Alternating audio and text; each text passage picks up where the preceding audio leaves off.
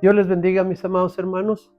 Sean todos bienvenidos a nuestra clase bíblica. Nos toca el número 22 y seguimos con el mismo tema del trimestre, valores esenciales del cristiano. Y nuestro título de nuestra clase es el valor del compromiso. Vamos a hacer una oración, mis amados hermanos, y así damos inicio a nuestro estudio de hoy. Padre Celestial, te damos muchas gracias, Señor, por permitirnos, Señor, por el medio de este medio, Señor, acercarnos a ti y a todos nuestros hermanos que nos escuchan, Señor. Que seas tú, Señor, fluyendo, Padre, a través de este estudio, Señor. Que podamos aprender tu palabra juntos, Señor. Y que sea, Padre, como siempre, edificación para nuestras vidas, Señor. Te pedimos por los oyentes nuevos, Señor, y aquellos que por primera vez nos van a escuchar, Señor. Tu Espíritu Santo sea también dando, Dios, su manifestación y evidencia, Señor, de que tú les amas, Padre, y que tú tienes propósitos con cada uno, Señor, de nosotros. Muchas gracias, Dios, por este medio que nos permite alcanzar, Dios, más allá, Señor, de lo que nosotros podemos hacer. En el nombre de Cristo Jesús te damos gracias, Dios bendito. Amén. Una vez más, todos sean bienvenidos.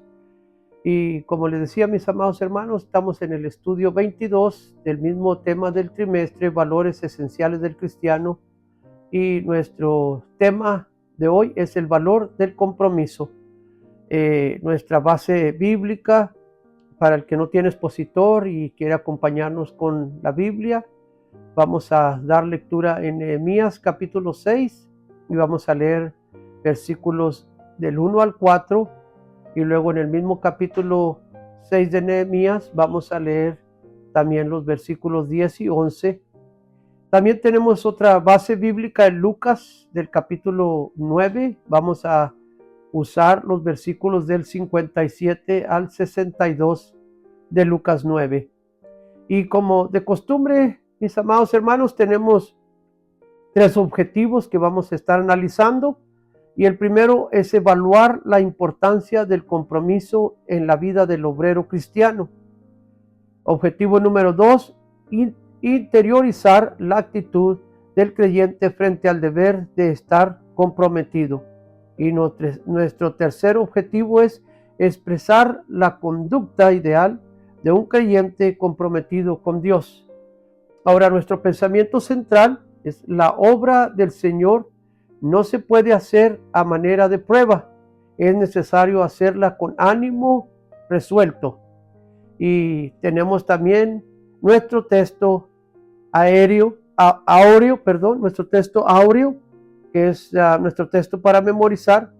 Y les envié mensajeros diciendo: yo hago una gran obra y no puedo ir, porque cesaría la obra dejándola yo para ir a vosotros. Nehemías 6:3. Ese es nuestro texto para memorizar.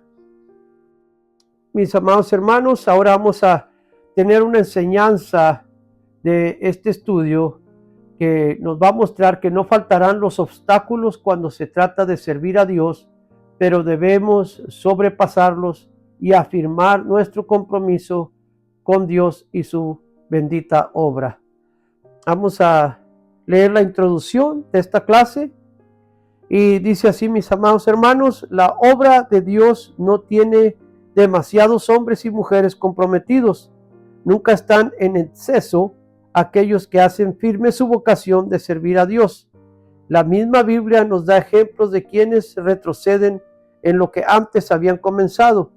Cristo enseña que si alguien viene a Él, pero sus nexos familiares son más fuertes que el compromiso con Él, dicha persona no puede ser su discípulo. Aún fue más fuerte el Señor al hablar del verdadero compromiso, al decir que si alguno no está dispuesto a renunciar a su propia vida, no puede ser discípulo suyo.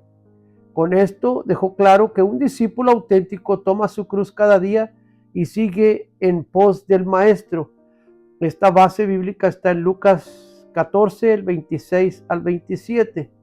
En el mismo capítulo, pero en los versículos 28 y 30 de Lucas 14, Jesús puso el ejemplo de alguien que quiere edificar una torre, pero no calcula los gastos para ver si tiene lo que necesita para acabarla. Si no logra terminarla, él se pudiera convertir en la burla de los que lo observan, quienes dirían: este hombre comenzó a edificar, mas no pudo terminar.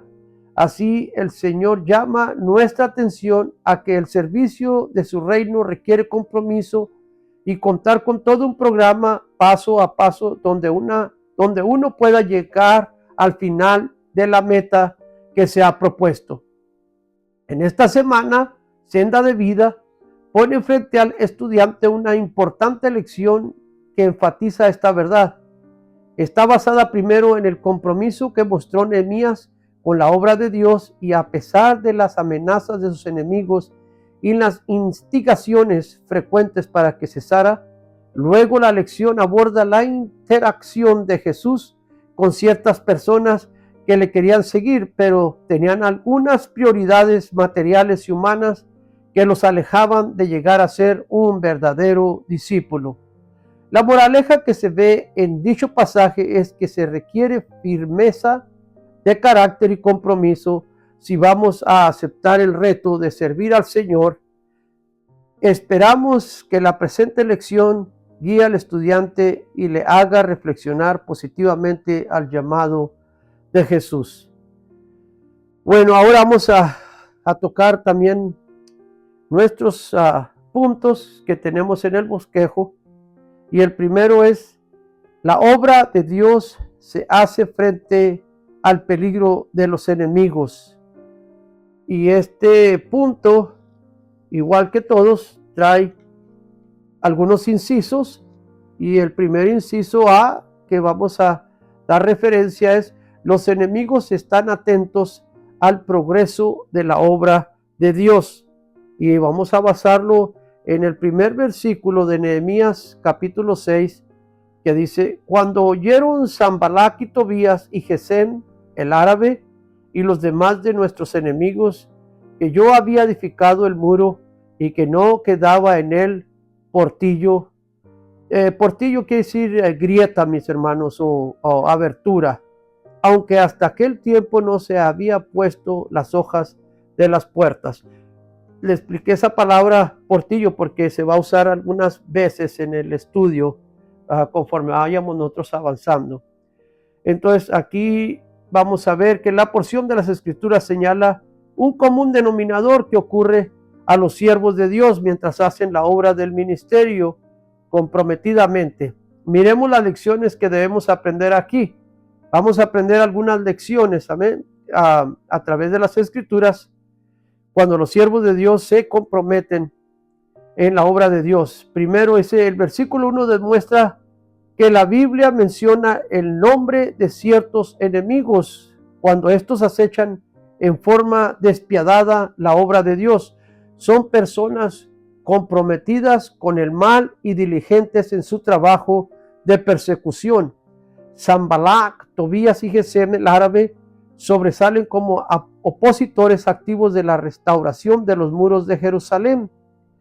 Aquí también tenemos a Caín, Judas Iscariote, Elimas el mago y Alejandro el carcelero. Aparecen como sobresalientes en la persecución de la obra de Dios a través de la Biblia. Eso es una de las cosas que un siervo de Dios va a tener siempre oposición. Va a haber enemigos que se van a levantar, como dice aquí, con diligencia y con diligencia y comprometidos a hacer el mal.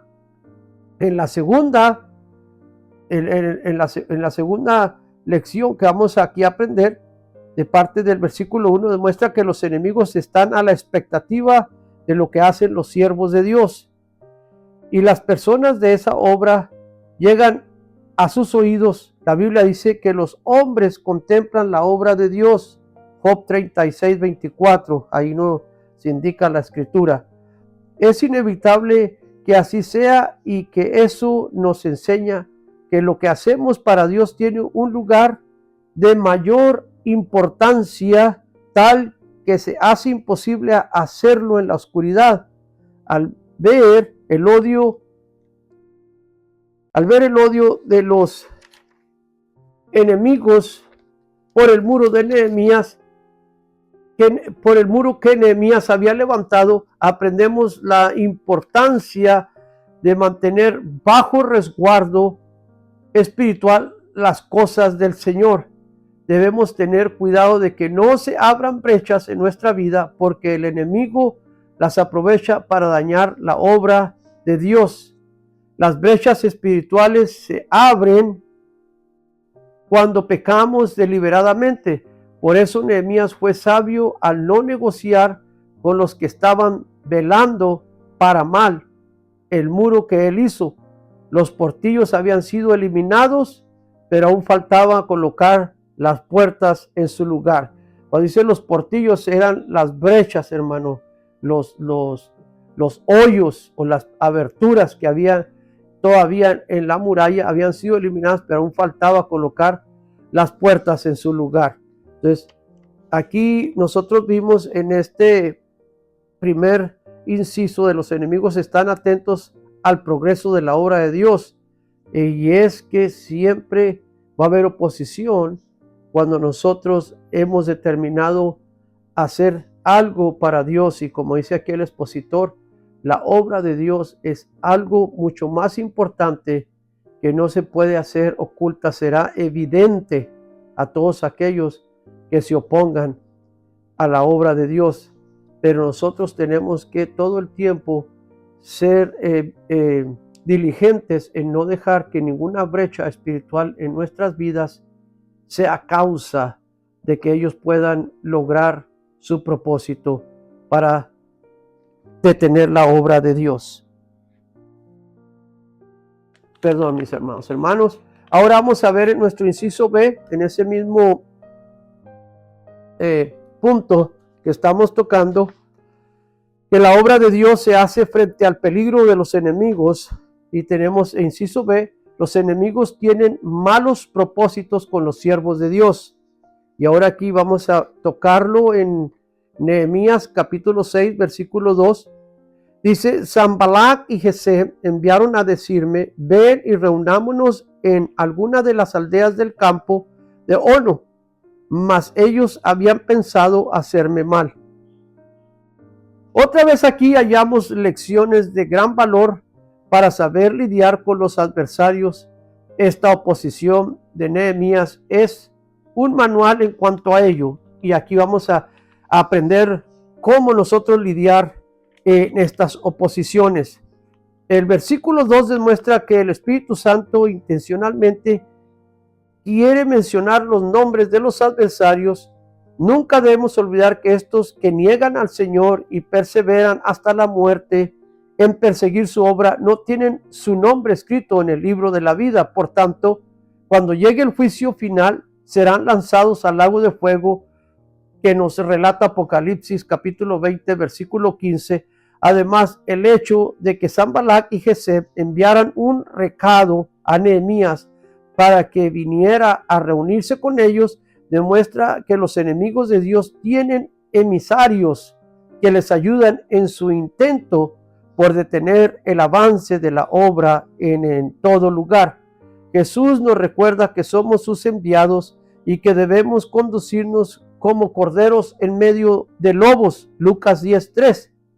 Pablo también advirtió a los ministros que podrían entrar lobos rapaces en medio del rebaño y les mandó a velar por causa de ellos. Eso está en el libro de los Hechos, capítulo 20, versículo 29 al 31.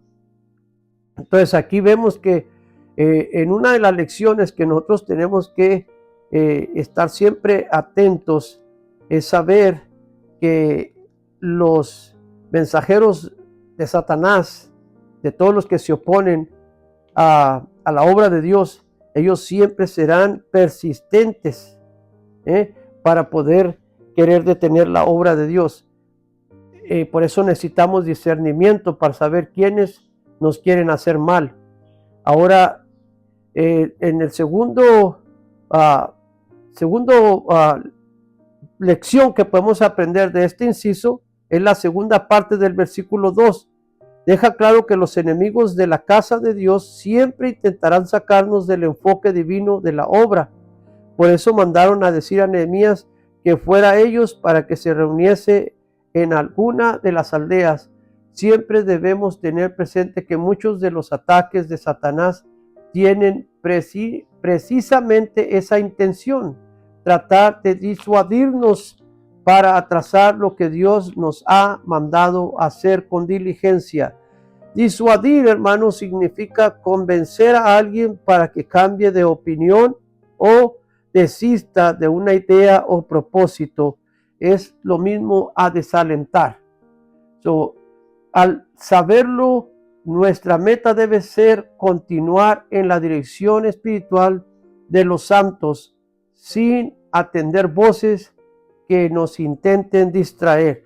Tenemos que identificar las artimañas del diablo, porque ellos siempre van a tratarse útiles para disuadirnos, amén, a que podamos seguir nosotros atendiendo al llamado de nuestra vocación. Y en la tercera lección que podemos aprender también en cuanto a cómo Nehemías trató en este asunto, es que la última parte del versículo 2 demuestra que el Espíritu Santo puede mostrarnos el corazón de los adversarios para que no les creamos a sus palabras mentirosas. Dios hizo entender a Nehemías que el llamado de los enemigos era para hacerle algún mal o algún daño e incluso matarlo. Satanás, que es quien inspira ese odio, ha sido homicida desde el principio. Por eso a manera del ladrón viene para hurtar, matar y destruir. Juan 8:44, ahí es donde Jesucristo lo describe como padre de toda mentira. Y Juan 10:10 es donde también Jesús lo llama el ladrón que vino a matar, robar y destruir. Así que mientras hacemos la obra de Dios, es bueno que estemos atentos a la voz del Espíritu Santo para estar advertidos de los malos, porque como la palabra enseña, no es de todos la fe. Segunda de Tesalonicenses 3:2, ahí dice que Dios nos guarde de los malos, porque no es de todos la fe. Y el Espíritu Santo, Él nos revela y nos advierte las amenazas del diablo. Gracias a Dios por su Espíritu Santo, que es quien siempre nos guía, dice su palabra, y nos enseña. Aún dice que nos ministra aún cuando nosotros estamos en nuestro descanso, durmiendo. Vamos a ver el punto número 2, dice: el compromiso de Nehemías es un ejemplo digno de imitar. Y nosotros vamos a ver en este punto número 2 otros dos incisos que tenemos para estudiar aquí. Y en el primer inciso A dice: Nehemías persistió en su compromiso con la gran obra que hacía. Y para que podamos nosotros entender o explicar este inciso, vamos a leer del capítulo 6 de Nehemías, el versículo 3 y 4. Amados hermanos, dice así: y les envié mensajeros diciendo: yo hago una gran obra y no puedo ir, porque cesaría la obra dejándola yo para ir a vosotros. Y enviaron a mí con el mismo asunto hasta 4 veces, y yo le respondí de la misma manera. Aunque en esta sección, hallamos lecciones especiales sobre el carácter que debe tener un siervo de Dios que está comprometido con la obra.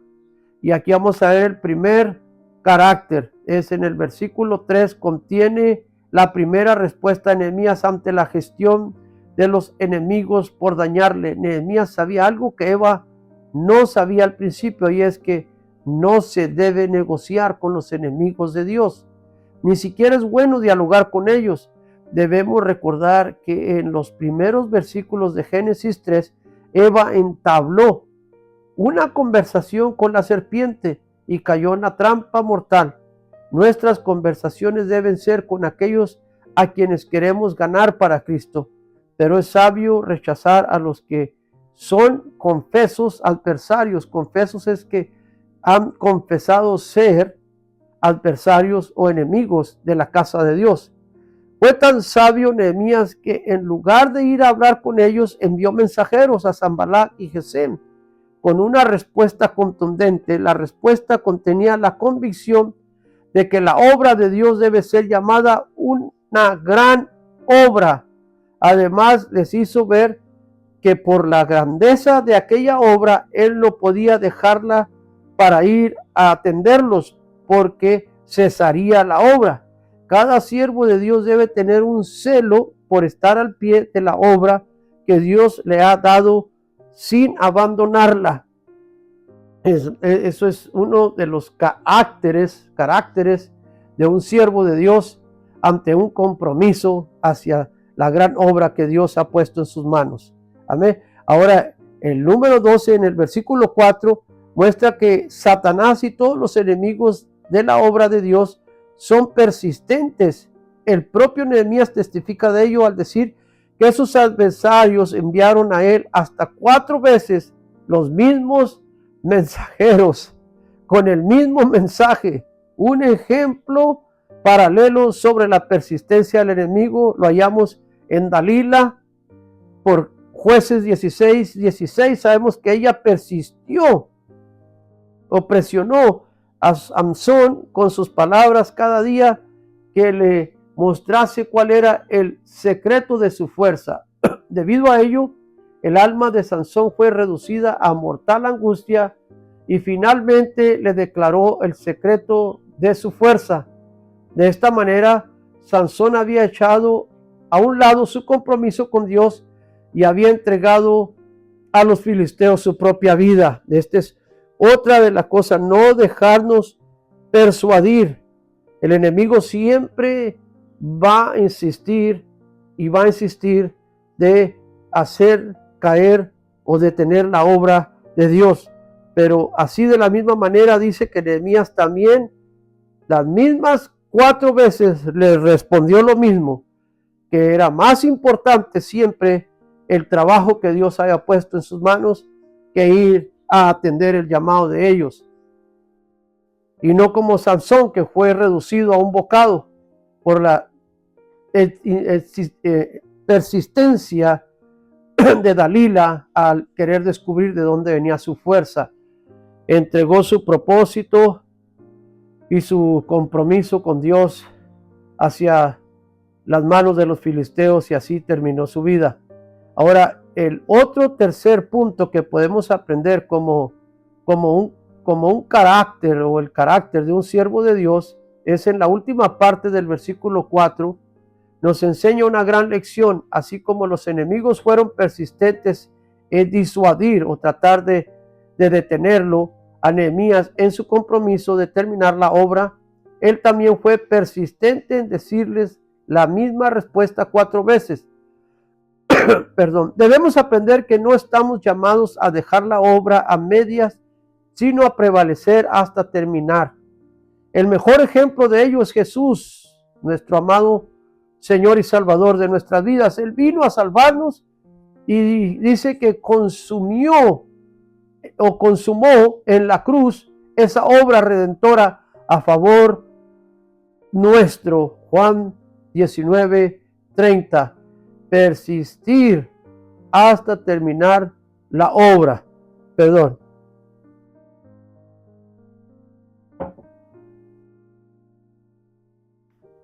Ahora tenemos el inciso B, que también vamos a tocar sobre este mismo punto.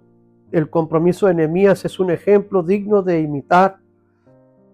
Y el inciso B dice: los que tienen compromiso con Dios no huyen frente al enemigo. Y para base bíblica vamos a tomar el versículo 10 y el 11 del mismo capítulo 6. Y dice Nehemías: vine luego a casa de Semaías, hijo de Delaía, hijo de Mehetabel, porque él estaba encerrado, el cual me dijo: reunámonos en la casa de Dios, dentro del templo, y cerremos las puertas del templo, porque vienen para matarte. Sí, esta noche vendrán a matarte. Entonces dije: ¿un hombre como yo ha de huir? ¿Y quién fuera como yo entraría al templo para salvarse la vida? No entraré. Los que tienen compromiso con Dios no huyen frente al enemigo. Cuando edificamos la casa de Dios, el adversario, Satanás, Señor lo reprenda, intenta sacarnos de nuestro trabajo y lo hace por diferentes medios. Miremos cómo Nehemías nos da ejemplos y usa métodos a seguir para prevalecer. Primer ejemplo está en el versículo 10. Nos presenta a Semaías. Dice aquí que hay 28 personas en la Biblia que tienen este mismo nombre. En el caso de este, parece ser un falso profeta comprado o contratado por Sanbalat y Tobías para amedrentar a Nehemías y hacerlo volver atrás de su compromiso con la reconstrucción de las murallas. Este Semaías estaba encerrado. Nunca debemos enclaustrarnos. Enclaustrarnos es aislarnos o encerrarnos, escondernos, con temor cuando la obra del Señor esté amenazada. Este hombre cobarde invitó a Nehemías a esconderse en el templo y cerrar las puertas. La palabra que le dijo al hombre de Dios fue que esa noche vendrían a matarlo, y lo repitió como para que Nehemías supiera que era inminente su muerte si no se escondía. Inminente quiere decir que era algo seguro y que venía, de que él era buscado para que lo mataran, y para eso tendría que esconderse. Siempre debemos tener presente que la casa de Dios no es un escondite por sí misma, sino más bien un lugar de oración, como lo indicó Jesucristo en Mateo 21:13. Mi casa será casa de oración. Si oramos a Dios mismo, Él se encarga de escondernos del enemigo. Pero si nos escondemos nosotros mismos y dejamos de orar, el enemigo nos alcanza. Es decir, que la casa de Dios no es un lugar de cobardes o un refugio para escondernos nomás. No, la casa de Dios es un lugar donde nos acercamos a orar para buscar a Dios, para que Él nos guarde de nuestro adversario o del enemigo, de todo lo que Él quiera hacer contra su obra, porque recuerde que no es contra nosotros, sino es contra nuestro Señor Jesucristo, y Él va a salir adelante a defender su obra también. En otro punto que podemos ver aquí, de que podemos aprender de cómo Nehemías nos usó otro de sus métodos para poder seguir al frente de la obra que estaba haciendo en la construcción. Dice el versículo 11, Nehemías da por sentado que un hombre como él no estaba acostumbrado a huir delante del adversario, y confirmó que si hubiese otro como él, tampoco entraría en el templo para salvarse la vida. Así dejó claro que no aceptaría la invitación de Semaías. Con ello aprendemos a estar firmes frente a las acechanzas del diablo, como lo enseña el apóstol Pablo en Efesios 6, 11 y 13, donde nos habla de la armadura de Dios. Además, por este pasaje sabemos que tener una identidad espiritual sana como siervos de Dios nos ayuda a saber cómo proceder frente a los que nos quieren hacer desistir de nuestro compromiso. Recuerde que Dios no nos ha dado espíritu de cobardía, sino de poder, de amor y de dominio propio. No huir para esconderse, sino revestirnos de la armadura de Dios para que al final podamos nosotros estar firmes. Bendito sea Dios por su palabra. Ahora vamos a tocar nuestro tercer punto que tenemos en nuestro estudio, y es el llamado de Cristo al siervo, el llamado de Cristo al servicio necesita un compromiso real. Y esta va a estar basada en Lucas capítulo 9, del 57 al 62. Y tenemos también, como costumbre, dos incisos que vamos a abrir, dos paréntesis que vamos a abrir en este punto. El llamado de Cristo al servicio necesita un compromiso real, verdadero. Amén. Dice inciso A, el compromiso con Cristo no se debe relacionar con ganancias. Y nosotros vamos a ver como base bíblica Lucas capítulo 9, versículos 57 y 58.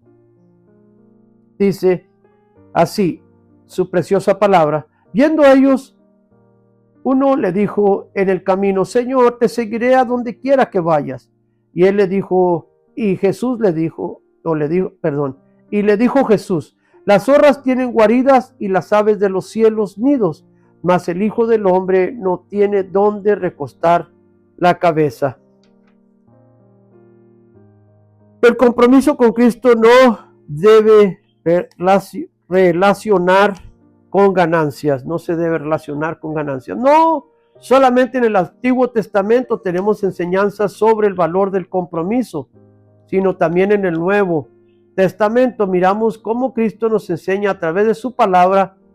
Primero, al abrir la Biblia en Lucas capítulo 9, hallamos en el versículo 57 a aquel que dijo desear seguir a Jesús donde quiera que el Señor fuera.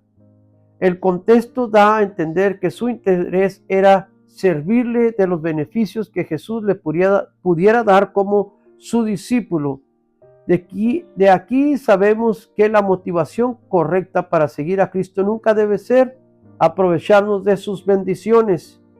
Las motivaciones correctas para seguir a Cristo son varias, y dos de las más importantes son el amor al Señor y la gratitud.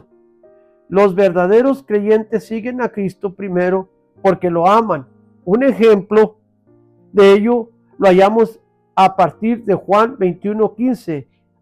Ahí Jesús hace 3 preguntas a Pedro antes de restaurarlo plenamente al ministerio. Pedro había negado al Señor 3 veces, y 3 veces Jesús le preguntó si lo amaba. Solo cuando Pedro respondió afirmativamente las 3 preguntas, entonces Cristo lo reubicó en el santo ministerio. Así que el discipulado debe ser un verdadero deleite para los que aman a Jesús. Y si estamos agradecidos, nos será fácil seguirlo. Cuando el creyente recuerda todos los favores que ha recibido del Señor, especialmente el favor de haber sido salvo por su muerte en la cruz, ahí tiene una fuente genuina de incentivo para hacerse discípulo del Maestro. Y una fuente genuina de incentivo es aquello que impulsa a una persona a actuar movida por un deseo interno o un propósito o una convicción profunda, en lugar de depender únicamente de presiones o recompensas externas. Amén. Ahora, también podemos aquí aprender que cuando escudriñamos el versículo 58, tenemos una información precisa sobre la identidad de Jesús como Maestro y Señor. En esta sección, Jesús compara el confort que tienen las aves del cielo con la manera humilde como Él vivía en esta tierra. Primero Jesús se refirió a las zorras y dijo de ellas que tenían guarida. Las zorras son animales peligrosos. La Biblia da a entender que por pequeñas que sean pueden echar a perder la viña. Cantares 2:15, ahí vemos esa escritura. Sin embargo, estos animalitos tienen guaridas donde esconderse. Luego Jesús mencionó a las aves de los cielos, las cuales tienen nidos, pero él mismo, como el Hijo del Hombre, no tenía dónde recostar su cabeza. La enseñanza que Jesús ofrece aquí es que si nuestra motivación para seguirlo son bienes materiales, podríamos salir defraudados, decepcionados. La doctrina de la prosperidad, tan conocida y anunciada hoy día, carece de fundamento bíblico como asunto fundamental de nuestra fe en Jesús. Debemos tener claro que Dios no nos debe nada a nosotros y no debemos pretender que nos sirva satisfaciendo nuestras ambiciones carnales. Él nos ha llamado a servirle y a ello debemos dedicar todo lo que hacemos en su reino. Amén. Nos queda entonces claro, mis amados hermanos, el compromiso con Cristo no debe ser relacionarse con ganancias, sino debe ser algo interno, como decía aquí, una fuente genuina de incentivo que nace de nuestro más profundo corazón por el agradecimiento de haber sido salvos a través de su muerte en la cruz del Calvario. Amén. Y su palabra es bien clara cuando dice que muchas son las aflicciones del justo, pero de todas ellas nos librará Jehová, hablando de la vida eterna. Vamos ahora a ver también nuestro siguiente inciso en ese tercer punto del llamado el llamado de Cristo al servicio necesita un compromiso real. Y dice este otro inciso, el inciso B, el compromiso con Cristo debe estar en primer lugar. Y para poder nosotros desarrollar este inciso, vamos a tener como base bíblica en Lucas capítulo 9, los versículos 59 al 62. Y dijo a otro, sígueme. Y él le dijo, Señor, déjame que primero vaya y entierre a mi padre. Jesús le dijo, deja que los muertos entierren a sus muertos, y tú ve y anuncia el reino de Dios. Entonces también dijo otro, te seguiré, Señor, pero déjame que me despida primero de los que están en mi casa. Y Jesús le dijo, ninguno que poniendo sus manos en el arado mira hacia atrás es apto para el reino de Dios.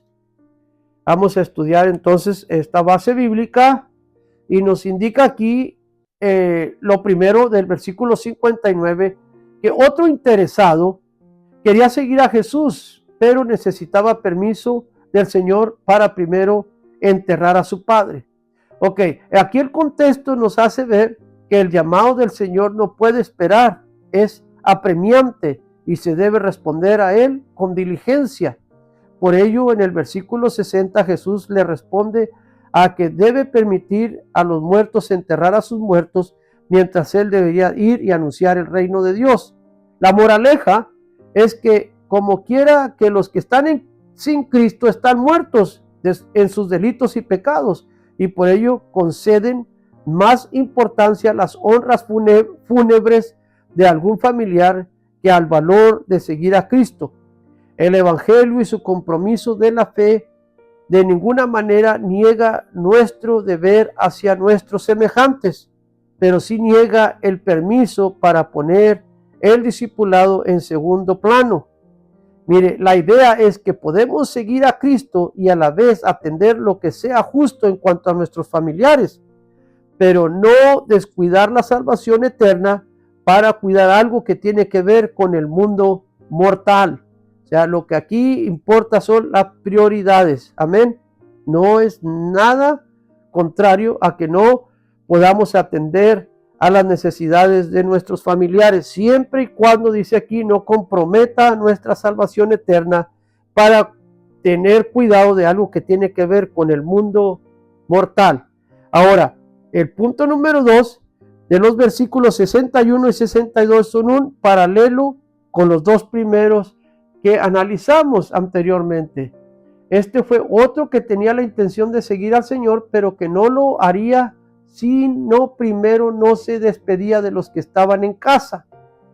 Contrario a este sentir equivocado, la Biblia nos enseña a proveer para los de la casa, porque si no se hace así, la persona llega a ser peor que un incrédulo. Nos lo dice en 1 de Timoteo, capítulo 5, versículo 8, que el que no provee para su familia viene a ser peor que un incrédulo.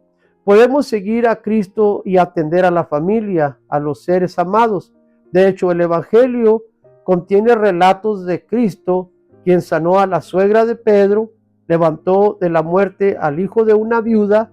Esto lo encontramos en las Escrituras, en Marcos capítulo 1, versículo 29 al 34, y en Lucas capítulo 7, versículo del 11 al 16.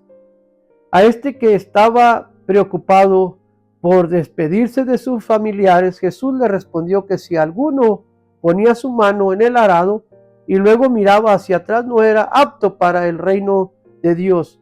Con ello Jesús nos quiere enseñar que su llamado y la encomienda que nos hace en su obra requieren atención con un serio compromiso de nunca volver hacia atrás. Nos conviene aprender que hay mucho campo misionero que sembrar de la semilla de la fe, y si atrasamos hacerlo, se puede perder para siempre la cosecha. Hay que comprometerlo todo para ser un discípulo fiel de Jesucristo.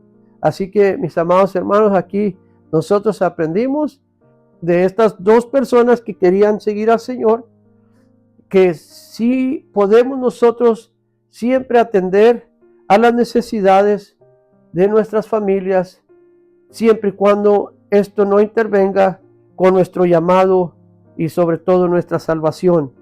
Y el segundo es que no es de que olvidemos o nos despidamos de nuestra familia y sigamos a Jesucristo.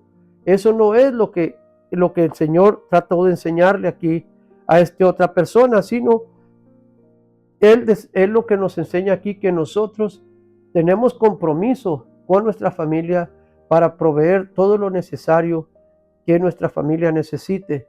Y nosotros, cuando seguimos a Jesús, Él se refiere a que no volvamos a nuestra vieja vida de vivir de pecado.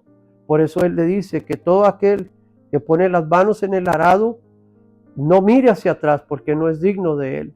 Así es que nosotros aprendimos entonces en esta lección de esta tarde o mañana, cuando usted la haya escuchado, que siempre dice no faltarán los obstáculos cuando se trate de servir a Dios, pero debemos sobrepasarlos y afirmar nuestro compromiso con Dios y su bendita obra.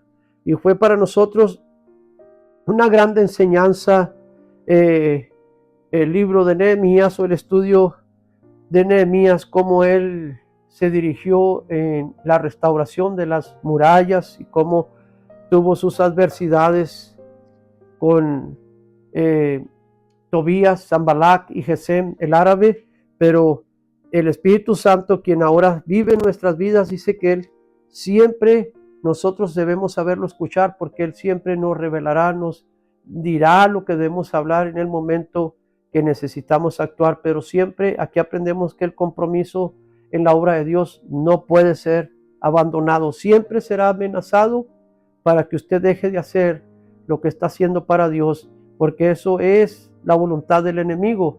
Pero en cuanto a Dios se requiere, a veces nos prueba para que nosotros podamos serle fiel y fiel hasta la muerte.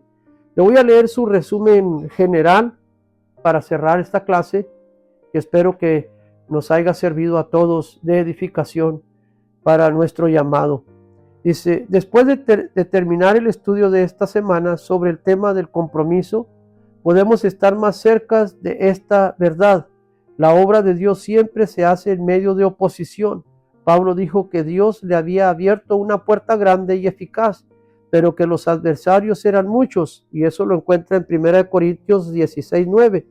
¿Cómo le sucedió a Nehemías? Nos puede suceder a nosotros al hacer la obra de Dios, pero también será nuestro el testimonio de que el Señor nos va a dar la victoria para acabar la obra encomendada de acuerdo al propósito suyo para con nosotros. Una parte esencial de la obra es la evangelización y el discipulado de las almas. Nuestro mensaje al mundo es que ha llegado el tiempo aceptable y el día de salvación, y eso está en 2 de Corintios capítulo 6, verso 2, donde nos dice, hoy es el día aceptable, hoy es el día de salvación. Por tanto, si atrasamos responder a nuestro llamamiento, las almas se pueden perder para siempre. La labor que requiere más urgencia en el mundo es la de la predicación del Evangelio, porque ello es trabajo contra el reloj, debido al peligro que es vivir sin Cristo y la desgracia que es morir sin Él. Y a los discípulos debemos amonestarles a que con propósito de corazón permanezcan fieles al Señor. Hechos 11:23. Bueno, mis amados hermanos, espero que esta clase les sea de edificación y les sea de, ¿cómo quiero decir? Le inspire, es la palabra que buscaba, le inspire para que usted y yo sigamos aún adelante sirviendo al llamado, a la vocación que Dios nos ha dado. Hay muchos llamados en la obra de Dios. Aquí la importancia que el expositor habla es sobre la evangelización, el discipulado, el alcanzar almas para el Señor, pero siempre dentro de la obra de Dios hay mucho trabajo, mis amados hermanos. En lo que Dios le haya puesto en sus manos, cual sea su llamado, sea enseñar, sea predicar, sea dirigir la alabanza o a veces, como dicen uno, lo más sencillo, hacer el aseo, que para todo es importante para Dios. Dice que todo lo que hacemos para Dios tendremos recompensa de Él. Así es que gocémonos haciendo la obra de Dios y sigamos adelante, que su venida está más pronto de lo que nosotros nos imaginamos. Nos vamos a despedir con una corta oración, amados hermanos, y así nos miremos en otra ocasión. Padre, te damos muchas gracias por permitirnos, Señor, haber estudiado tu palabra, Señor, a través de este medio.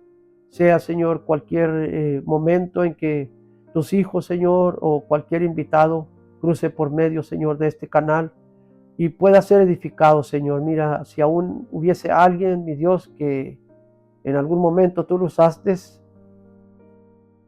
y por cierta manera se desalentó, sintió, Señor, que la opresión fue muy fuerte y desistió seguir, Señor, en tu obra. Padre, yo te pido, Señor, que a través de esta palabra tú lo lleves a estudiar el libro de Nehemías, Señor, para que sea edificado, Padre. Y pueda, Señor, una vez más tu Espíritu, Señor, restaurar cualquier daño que haya sido, Señor, aportillado en su vida espiritual, Señor. Te pedimos, Dios, por todos tus siervos, Señor, que aún diligentemente, Señor, aún a través de toda la oposición, Señor, demoníaca y aún, Señor, enfermedades físicas, nada los ha podido detener, Señor, para seguir llevando tu obra a cabo, Señor. Tú, Señor, tu mano poderosa, Señor, siga fortaleciendo, recompensando y abriendo brechas, Señor. En el nombre de Cristo Jesús, declaramos, Dios Padre, tu palabra viva, Señor, sobre nuestras vidas, Señor. Gracias te damos, Padre amado. Amén y amén. Hasta luego, mis amados hermanos.